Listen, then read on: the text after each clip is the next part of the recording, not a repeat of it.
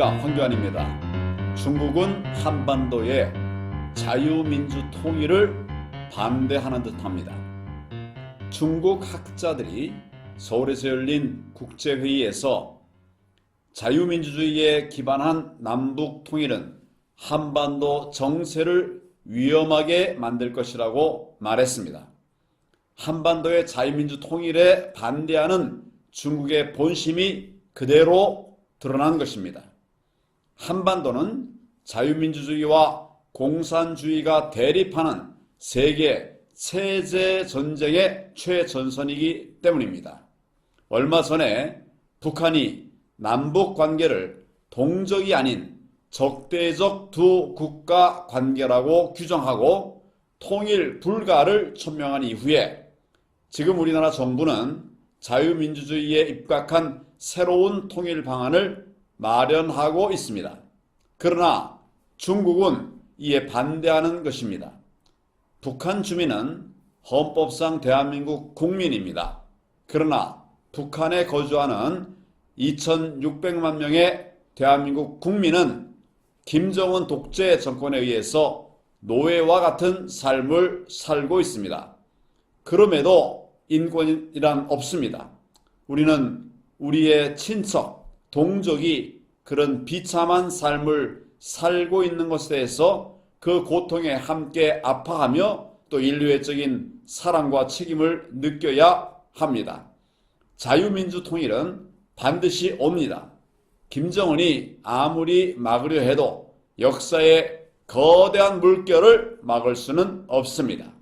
이를 막으려고 부정선거로 대한민국의 앞날을 제 멋대로 재단하려고 획책하는 악한 세력들이 있습니다. 그러나 악인의 길은 반드시 망할 것입니다. 선거가 정상적으로 치러진다면 당연히 당 대표가 형사 재판을 받으면서 후보 공천을 한 야당이 패배할 것입니다. 그러나 총선을 둘러싼 작금의 대내외 환경은 그렇지가 않습니다.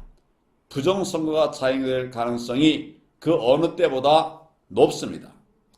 왜 그럴까요? 그 이유는 외세가 총선에 개입할 가능성이 의외로 높다고 보기 때문입니다.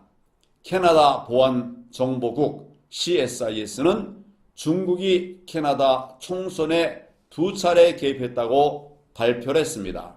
영국 가디언스지도 중국이 영국 선관위를 해킹했고 영국 유권자 정보를 활용한 사이버 공격을 진행했다고 최근에 보도했습니다. 미국 헤리티지 재단에서도 중국의 총선 개입을 경고한 바 있습니다. 단적으로 질문해 봅시다. 캐나다가 중국의 안보에 중요합니까? 영국이 중국의 안보에 중요합니까? 아니면 대한민국이 중국 안보에 더 중요합니까? 대답은 물어보나 마다죠. 중국은 우리나라의 총선을 결코 수수방관만 하고 있지는 않을 것입니다. 더구나 여당인 국민의힘은 상호주의에 의거해서 중국 동포를 포함한 외국인의 선거권을 폐지하기로 했으니 중국은 더더욱 민주당의 승리를 바랄 것입니다.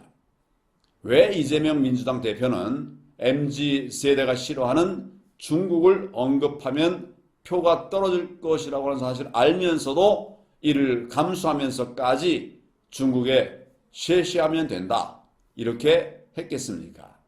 이는 중국의 역할을 믿는다는 신호 발신이라고 봐야 합니다. 나아가서 북한 김정은이 통일 노선을 포기하고 대한민국을 교전 중인 적대국으로 선언했는데 국회에 선전포고 동의 권한이 있으니 그들은 김일성 주체 사상 추종자들이 대거 포진해 있는 국회를 절실히 원할 것입니다. 그렇기 때문에 우리나라 선거에 개입할 가능성이 매우 높습니다. 또한 집권 여당이 국정원 대공수사권 복원을 공약을 내세운 것도 북한으로 봐서는 최악의 상황이기 때문에 그들은 어떻게 해서든지 야당이 국회를 장악하도록 할 것입니다. 국내적으로는 어떠합니까? 우선 이재명 민주당 대표는 전과 사범입니다. 현재도 여러 건의 재판을 받고 있고 또 형수에게 입에 담지 못할 그런 언행을 보여준 폐륜적 행태를 볼 때 그가 이번 총선에서 어떤 범법을 저지른다고 해도 하등 이상할 게 없습니다. 둘째로 만일 이번 총선이 정상적으로 치러진다면 지난 4.15 총선부터 시작된 그간의 사전투표와 당일 투표의 패턴과 또 그래프가 이번에는 완전히 바뀔 것이기 때문에 그들의 지난 선거 부정이 탄로나지 않고 또 연속성을 유지하도록 하기 위해서라도 또다시 부정한 방법이 동원될 가능성이 아주 농후합니다. 셋째, 이제까지 4.15 총선과 관련해서 180일 이내에 끝내게 되어 있는 선거 재판이 3년 가까이 미뤄졌을 뿐만 아니라 재검표 때 정말 다양한 종류의 비정상적인 투표지가 쏟아져 나왔음에도 불구하고 사법부, 선관위, 정부와 여당 그리고 언론은 이를 극구 외면해왔습니다. 이러한 사회적 무관심에 고무된 부정선거 획책 세력들은 이번에 더 과감해질 것입니다.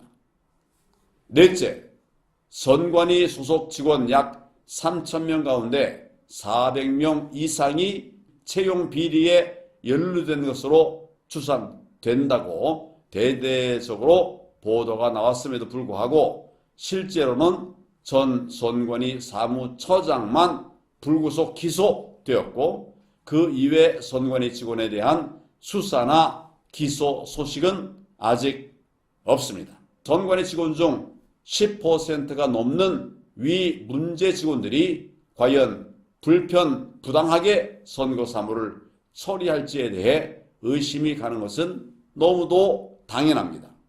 저는 선거 정의를 반드시 지켜내겠습니다. 국민 여러분께서도 이번 총선 투개표 과정을 면밀히 주시해 주시기를 바랍니다. 함께 합시다. 감사합니다.